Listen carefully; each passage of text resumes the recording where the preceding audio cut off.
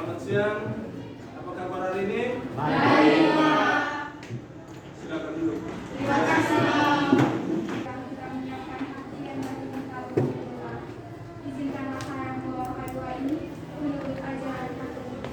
Dalam nama Bapa Dalam Bapa dan Putra dan Roh Kudus. Amin. Allah Tunggal yang Maha Kudus, Allah Bapa, Allah Putra dan Allah Roh Kudus. Puji dan syukur kami haturkan karena atas perlindungan, bimbingan, penyertaan, serta kasih sayang yang masih Engkau berikan kepada kami sampai pada siang hari ini. Tuhan, Januarius. Ayo, Pak. Yohana Dia Bungu. Juliana Muirani. Justina Lutmina. Bayangkan ke depan tahun 1 itu tidak tahu ya. Kurang lebih seperti itu. Ada yang bisa menjelaskan makna dari kalimat di atas? Silakan. Kumar. Beri. Menurut saya dari motivasi yang Pak Guru sampaikan itu mengandung makna bahwa di dunia yang pesat pembangunannya, yang cepat kemajuannya, yang cepat berkembang seperti saat ini perlu yang namanya pendidikan untuk menyongsong atau untuk menghadapi hal tersebut. Yang kedua, pendidikan atau sekolah itu tuh sangat penting untuk menyongsong masa depan kita semua. Ya. Terima kasih.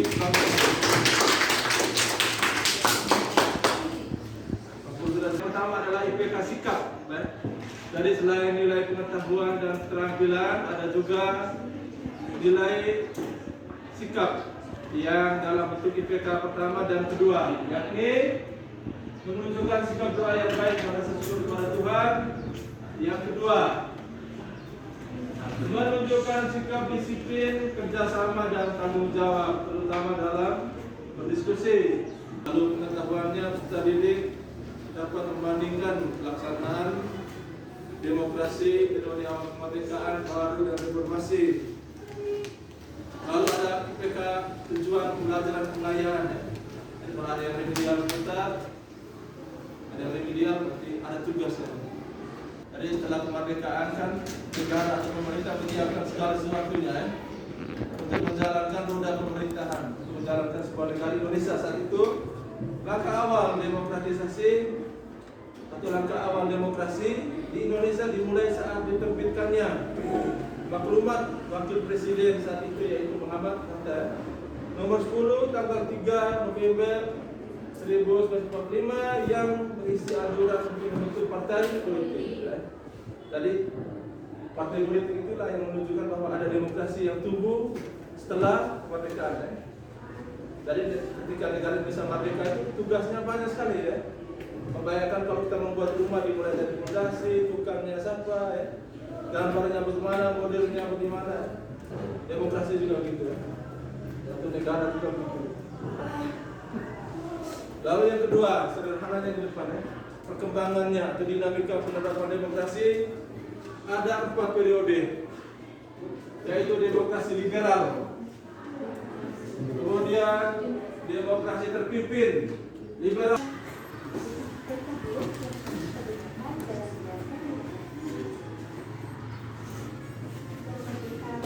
Untuk yang model lama ya, kalau yang sudah ada sudah.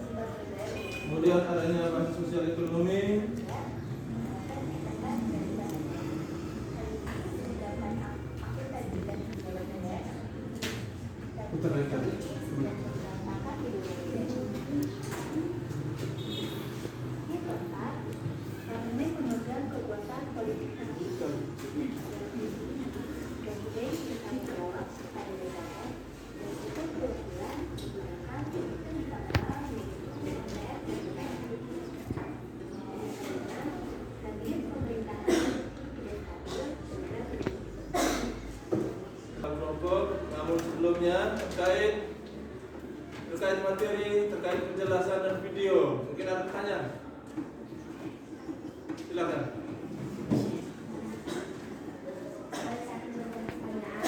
Mengapa pada masa demokrasi Pancasila Orde Lama oleh Soeharto dikenal dengan masa otoriter? Mengapa pada masa demokrasi Pancasila Orde Lama oleh Soeharto dikenal dengan masa otoriter? Mengapa demokrasi? Ada yang bisa menjawab? Sebelum pengguru menjawab, silakan Yuni. Karena pada masa itu, pada awal memimpin, Soeharto memimpin dengan baik. Namun setelah 5 tahun memimpin, Soeharto mulai bertindak semena-mena, tidak adil dan karena pada awal memimpin, Soeharto memimpin dengan baik. Namun setelah 5 tahun memimpin, Soeharto mulai bertindak tidak semena-mena, bertindak tidak adil dan kekerasan oleh adil. Ya. Baik, bagus sekali jawabannya. Jadi terima kasih. Atau membagi tugas pada setiap orang, pada masing-masing kelompok untuk memberi tugas oleh ketua kelompok. Lalu karena proyek ini membutuhkan referensi yang banyak, kita membuat draft atau mendesain perencanaan dulu. Selanjutnya nanti dilanjutkan di rumah. Kemudian besok nanti Pak Guru siapkan itu peralatan, perlengkapan semua. Kemudian silakan cari sumbernya, gambar-gambar, puisi kah, atau koran-koran saat itu, koran-koran yang dulu, cerita-cerita yang dulu yang berkaitan dengan demokrasi. Kemudian semuanya dituangkan di mading tersebut, ditempel. Nomor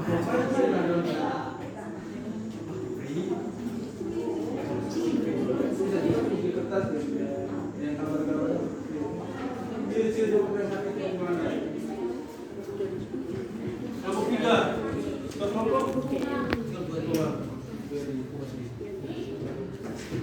Ini untuk coret-coret data saya. Tema demokrasi terpimpin, pelaksanaan demokrasi terpimpin. Yang pelaksanaan ini besok ya. Setelah pembelajaran ini perencanaan dulu. Catatan ini besok. Sering belum foto.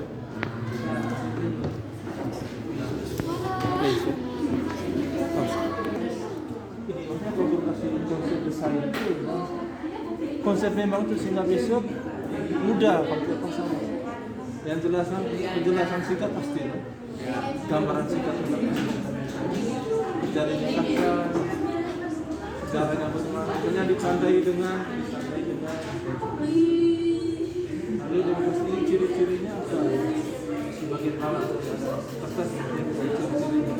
Oh ya. Dia ambil tulis tangan itu fotokopi hasilnya. Kemudian untuk pendukung ini gambarnya misalnya kamu taruh di mana? Gambar ini. Kemudian terkait sumber-sumber pendukung gambar juga nanti dikonsultasikan ya. Ada kekurangan belum dapat nanti diinformasikan ke Pak Guru besok ya.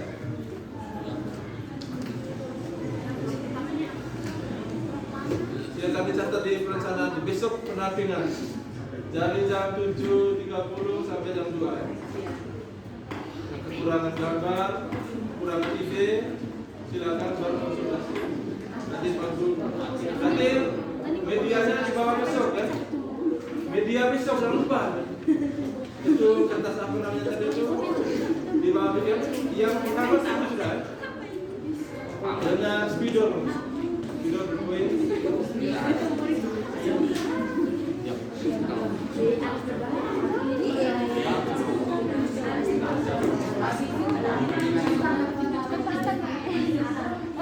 Sudah, semua kelompok sudah desain, rencana sudah semua.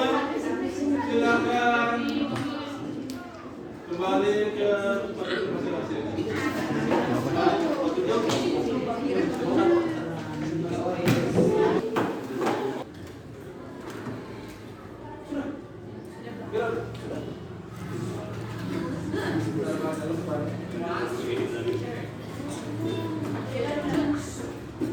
Baik. Selesai proyek ya. Perencanaan untuk diselesaikan mulai besok. Kemudian dipresentasikan hari. Kemudian berdasarkan penjelasan, kemudian gambaran-gambaran materi dalam bentuk video dan gambar, kita sampai pada kesimpulan. Kesimpulan terkait materi priorisasi perkembangan demokrasi dari Orde Lama sampai Orde Baru. Yang bisa memberikan kesimpulan, siapa yang bisa? Silakan, Andra. Kesimpulan materi. Baik, di sini saya mengambil kesimpulan mengenai materi yang sudah kita bahas bahwa demokrasi Pancasila dan pelaksanaan saat ini yang kita rasakan itu berjalan dengan baik. Hal ini dikarenakan hasil perkembangan atau dinamika yang terjadi mengalami proses surut mulai dari masa revolusi kemerdekaan, Orde Lama, Orde Baru dan reformasi. Terus kemudian demokrasi mulai membaik pada masa reformasi dikarenakan lengsernya Presiden Soeharto. Terima kasih, silakan duduk. Baik, kesimpulan materi hari ini silakan tulis yang penting bahwa kita melewati 4 masa atau periode demokrasi ya. Dari demokrasi parlementer, Orde Lama, demokrasi terpimpin, demokrasi Pancasila, di era Orde Baru sampai yang sekarang masih demokrasi Pancasila ya. Kemudian demokrasi saat ini dianggap lebih baik ya. Demokrasi Pancasila saat ini dianggap lebih baik. Kita belajar dari kekeliruan, dari kekurangan-kekurangan pada demokrasi yang sebelumnya ya. Materi hari ini sampai di sini dulu. Silakan selesaikan proyeknya bersama kelompok Anda di rumah sebentar dan besok. Artinya media yang dibutuhkan itu tadi kertas atau gabus tadi ya, yang ukuran 30 salah. Besok di bawah sudah ya. Besok di bawah ditambah dengan gambar-gambar itu. Kemudian salah satu siswa bisa memberikan refleksi atau pendapat terkait pelajaran hari ini. Silakan Kiram. Kiram maju. Baik, terima kasih teman-teman.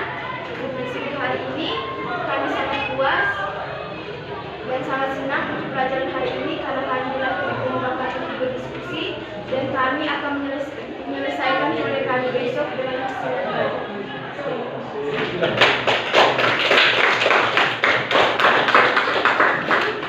Kita lanjutkan pertemuan kali depan ya. Terima kasih untuk partisipasi dan usaha dan bantu kita hari ini ya. Putra bisa pimpin kita dalam proyek. Silakan Putra.